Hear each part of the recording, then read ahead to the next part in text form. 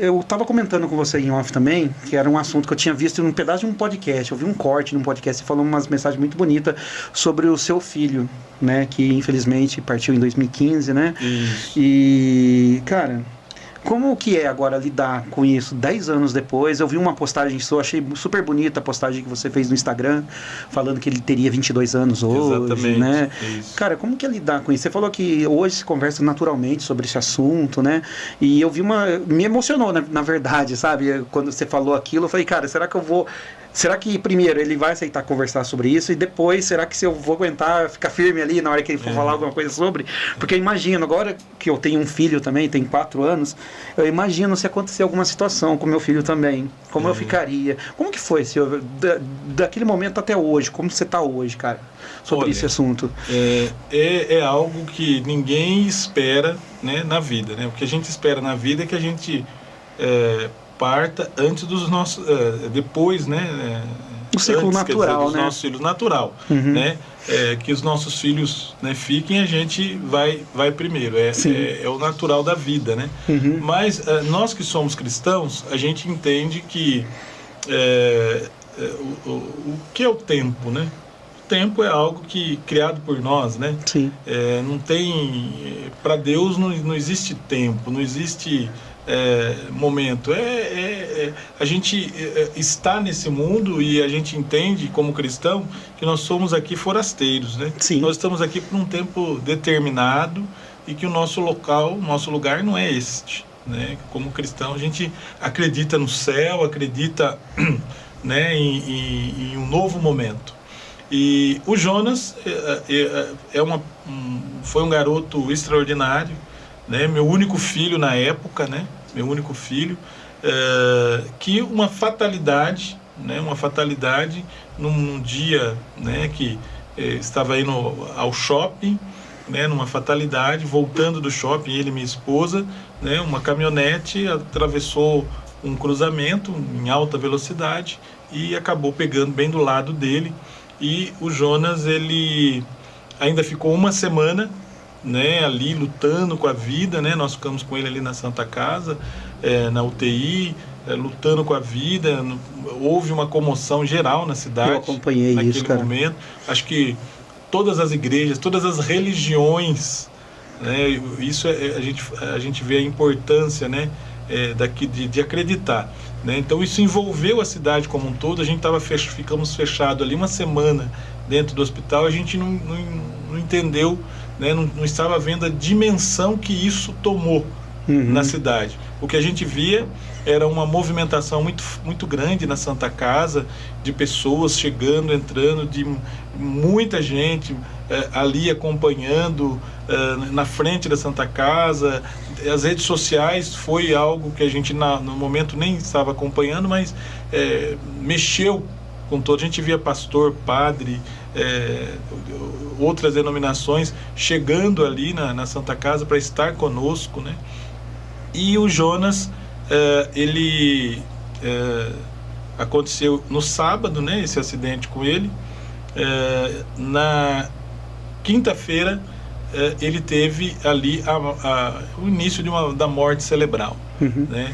E até um negócio interessante, que os médicos que cuidavam dele eram pais dos amigos dos amigos dele, que ele estudava no Colégio Portinari, e tinha um envolvimento muito forte com as crianças. Depois nós fomos descobrir e ver, né, os relatos, né, dos alunos sobre o Jonas, que é algo, a gente foi entender, né, que ele passou por aqui para deixar uma semente extraordinária, né?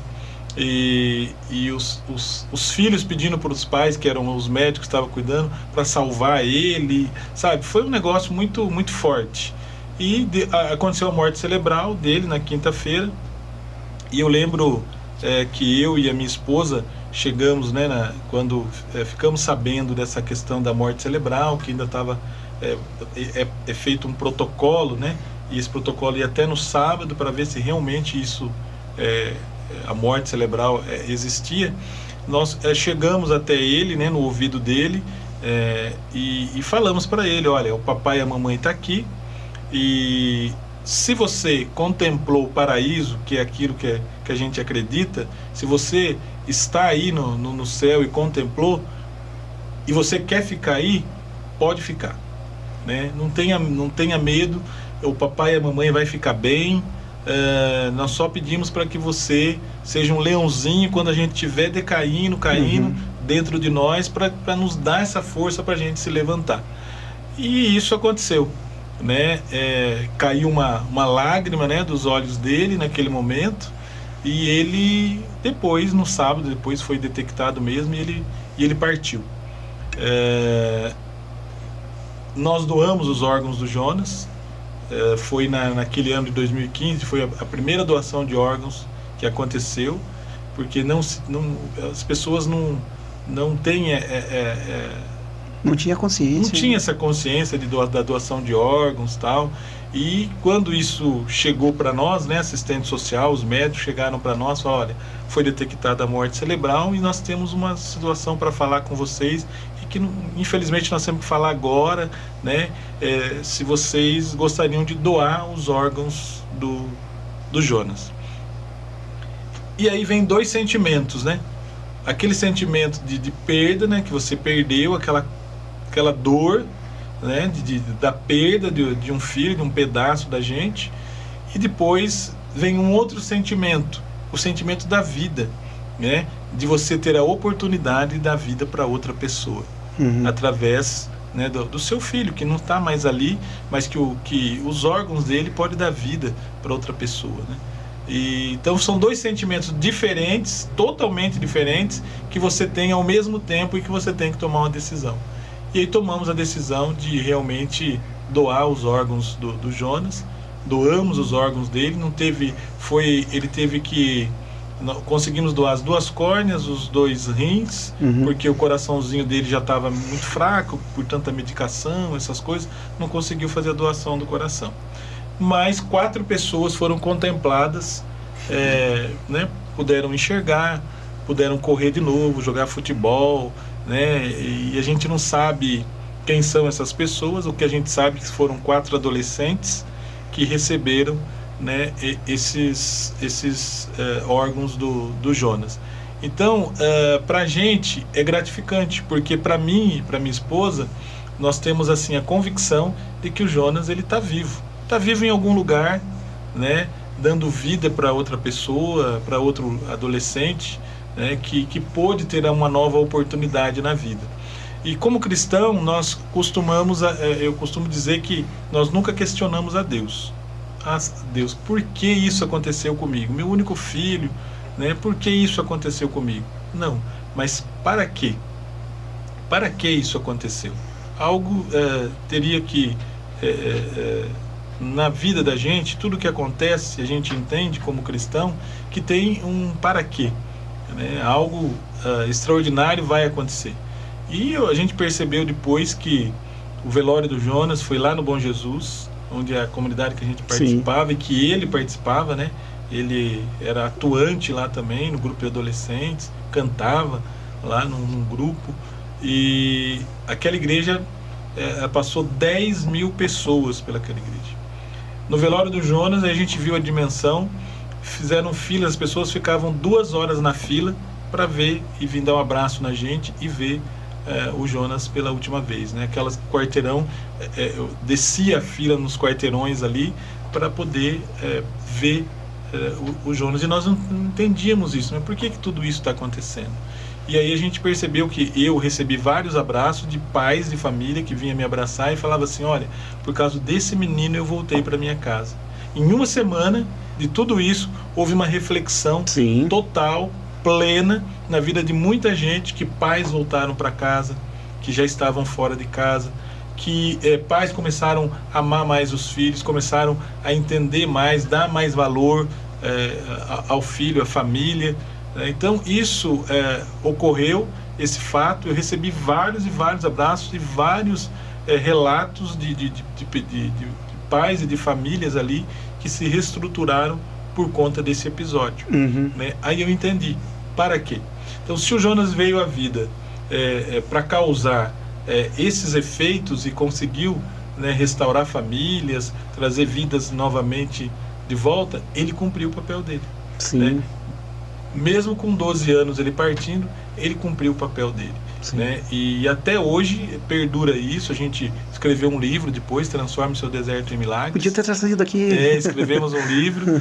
E esse livro a gente conta um pouquinho do que é esse momento, do que é passar esse momento, onde nós encontramos forças, quais os caminhos, os meios, né? E muita gente consegue hoje conviver também o luto, né, com a ajuda desse livro e também com alguns relatos que ali a gente faz. Então, para nós hoje, né, para mim e para minha esposa, nós estamos conscientes de que o Jonas está no melhor lugar, né, que é o céu. Né? E eu costumo dizer que a gente, antes do Jonas ir para o paraíso, que eu não falo que ele morreu, que ele foi para o paraíso, antes do Jonas ir para o paraíso, eu assisti um filme da vida de São Felipe Neri. São Felipe Neri quem tiver a oportunidade de assistir esse filme, ele é extraordinário. É o santo da alegria. E ele fala muito essa questão de que do paraíso, que existe o paraíso. Um mês antes do Jonas acontecer tudo isso com o Jonas, eu assisti esse filme. E São Felipe Neri fala que no final, quando ele morre, né, e ele sempre pregou que existia o paraíso, que a gente tinha que ser feliz, que a gente ia para o paraíso, que lá era bom, que era o céu, né, e ele cuidava de crianças carentes, pegava as crianças das ruas de Roma, e lá ele fala, a hora que ele morre, uma criancinha chega diante dele, vê aquele sorriso, aquele semblante dele, mesmo morto, sorrindo, e a criança sai gritando: Felipe vive no paraíso. E sai gritando e eles fazem aquela festa, né, que Felipe morreu, ele vive no paraíso. Então a gente entende que o Jonas vive, né, no paraíso. Então para a gente é doloroso de vez em quando? Nós não vamos dizer que a gente pensa em 24 horas nele. Eu imagino. Né, só que a gente tem essa força e esse entendimento de que ele cumpriu o papel dele, e depois Deus nos deu um presente extraordinário, que é o Samuel, que hoje está com 6 anos, né? E que foi o nosso presente, e que nos ajuda, né, a cada vez mais estar de pé. Não que ele supriu, né, o Jonas, que isso nunca vai acontecer, né? Mas ele vem para nos ajudar, né, e a caminhar, né, com a vida. Então, hoje nós, graças a Deus, estamos bem, falamos desse assunto sem problema nenhum, né, porque acreditamos que há vida, né, que há vida depois. E o Jonas, nós vamos encontrar com ele daqui a pouco. Até porque você citou as referências, né, tudo mais, os contextos que teve, né. Eu vi nesse corte também que ele tinha feito uma ligação que costumeiramente ele não fazia, né. A Kika e o Jonas, nós tínhamos um combinado de todo dia a gente se falar, né, de falar: olha, eu te amo. Era o nosso combinado, todo dia, né, várias vezes ao dia. E então o Jonas, ele gostava eu tinha que levantar de manhã, eu que levava ele para o colégio, acordar ele, beijando ele e tal. E a primeira coisa que ele queria que eu falasse para ele era: filhão, o papai te ama. Eu dizia isso, ele levantava correndo, tomava banho, se trocava, ia para o colégio. No dia a dia, na manhã ele ligava para mim a cobrar, né, só para dizer que ele me amava, né, nos intervalos do colégio. Então a gente tinha esse costume. No dia do acidente, eu saí muito cedo, que eu fui fazer um trabalho fora de Limeira. Né? Então eu saí muito cedo e eu não quis acordar o Jonas para dizer que eu amava, né? Só abençoei ele, saí, né? E quando eu estava voltando para Limeira, depois do meu compromisso, ele me ligou. Né? Ele me ligou e disse: papai, eu e a mamãe estamos aqui no shopping, né? E eu sei que não vai dar tempo do senhor chegar, mas eu só queria dizer uma coisa para o senhor: nunca esqueça que eu te amo. Né? Ele falou isso para mim, desligou o telefone e tal. Eu falei: papai te ama também e tal. E aquilo me incomodou, né? Porque ele falou para mim: nunca esqueça que eu te amo, né? Nunca ele falou dessa forma, né? E aí tudo bem. Ele passou meia hora e eu vindo de viagem, né? Eu estava com outra pessoa. Passou uns 20 minutos, meia hora, que ele me incomodou tanto que eu peguei o telefone e voltei a ligar para ele, né? Voltei a ligar para o Jonas, mas já não consegui mais falar com o Jonas. Né? Naquele momento o acidente já havia acontecido e o Jonas já estava caminhando, né, para o paraíso. Mas o que ficou ecoou, né, até hoje eu ouço essa última frase dele para mim: papai, nunca esqueça que eu te amo. Né? Então é isso que é o gás para a minha vida. É isso que é o gás. Então o Jonas, ele queria ver eu como? Feliz, queria me ver forte, queria me ver que ele era alegre, ele era um adolescente extraordinário, que gostava de ajudar as pessoas. Então é o que eu faço, é o que eu gosto de fazer, ajudar pessoas, levar amor para as pessoas, dar atenção para as pessoas. Era dessa forma que o Jonas era, porque eu sou assim, né? Então eu entendo que ele sempre quis que eu fosse desse jeito, eu e minha esposa, e a gente continua esse legado dele dessa forma. Sim, nossa, que lindo, cara. Emocionante. E acho que ecoa na sua cabeça, né? Nunca Todos os esqueça dias, que eu te amo. toda hora. Né? Toda hora. Eu imagino. E eu fico vendo meu filhinho também. Na hora que você falou aquele relato e eu fiquei vendo meu filhinho jogando videogame, eu falei, meu, é difícil, viu? É difícil segurar às vezes a emoção, sabe? Mas enfim. Pessoal, e é isso aí, galera. Gostaram do corte? Se gostaram do corte, deixe seu like, comenta e valeu!